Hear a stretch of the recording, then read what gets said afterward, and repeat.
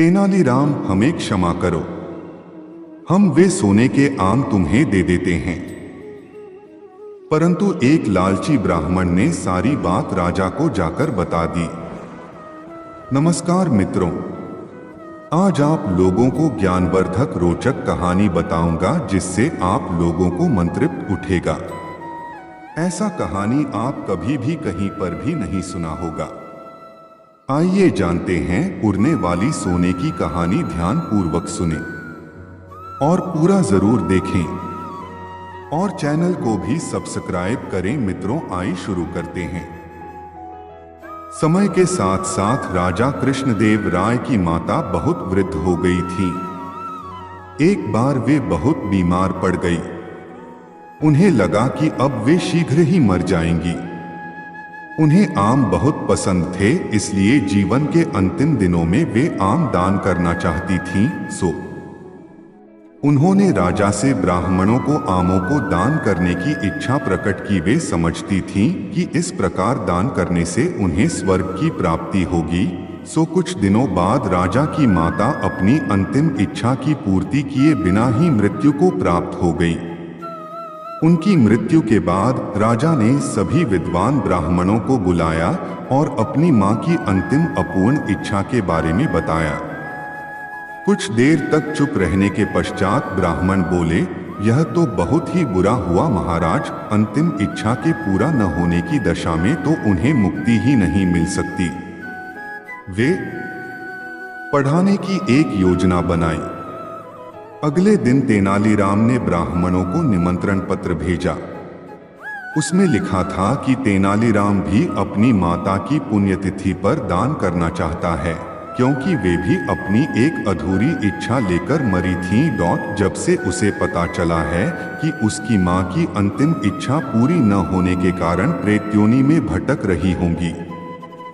अगर आप लोगों को यह कहानी पसंद आए तो प्लीज चैनल को सब्सक्राइब करें, लाइक करें, बेल आइकन को दबाना ना भूलें। पूरा कथा अवश्य देखें।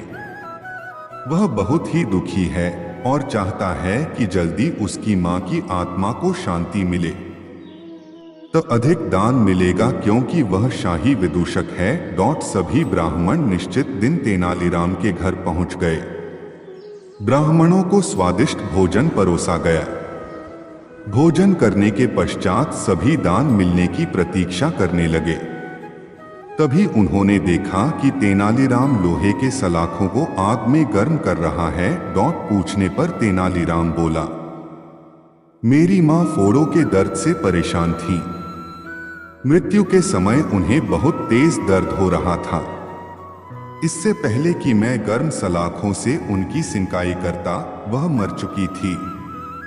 अब उनकी आत्मा की शांति के लिए मुझे आपके साथ वैसा ही करना पड़ेगा जैसी कि उनकी अंतिम इच्छा थी। यह सुनकर ब्राह्मण बौखला गए। वे वहां से तुरंत चले जाना चाहते थे। वे गुस्से में तेनालीराम से बोले कि हमें गर्म सलाखों से दागने पर तुम्हारी मां की आत्मा को शांति मिलेगी। नहीं महाशय, मैं झूठ नहीं बोल रहा।